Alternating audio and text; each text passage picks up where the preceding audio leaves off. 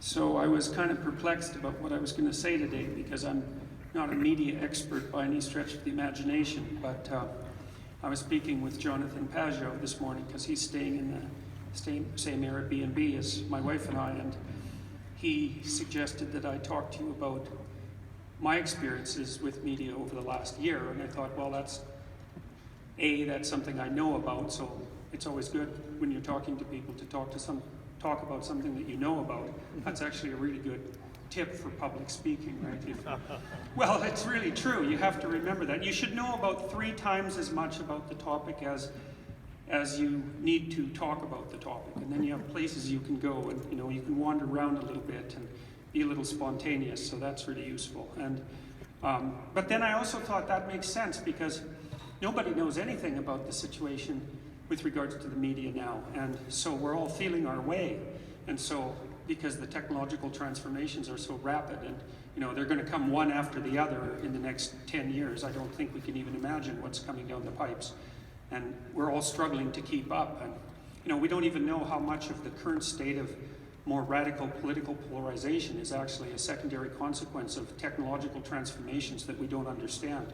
Because I was thinking today about Facebook and about Twitter and about YouTube, and about the idea that people are in an echo chamber, and I'm not really sure that's the right metaphor. I think we might be in an amplifier rather than an echo chamber. And I've thought for a long time that when I'm thinking about the effect of the individual, I read something that Solzhenitsyn said at one point, and I think he was citing an ancient Christian theologian who defined the universe as a place whose circumference was nowhere and whose center was everywhere.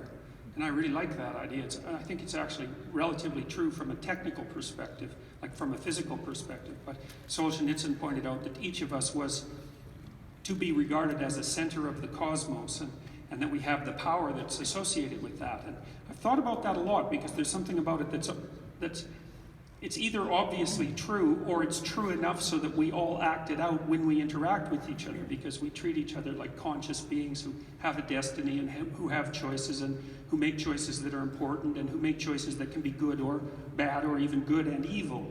We all act like that, so we act that out. And I was thinking that you can think of network models in that way. You can think of human beings as like 9 billion dots in a row, and there's no connections between the dots, and then you're sort of like a dust mote in the wind, and who the hell cares what you think anyways, and you don't have any impact on things. Or you can recognize that you're at the center of a networked system, and that you know 1,000 people, or you will in your lifetime, or perhaps more than 1,000 people, and then they know 1,000 people, so you're separated by 1 person from 1,000,000 and 2 people from 1,000,000,000. And that's a much better way to think. And we are seriously networked together.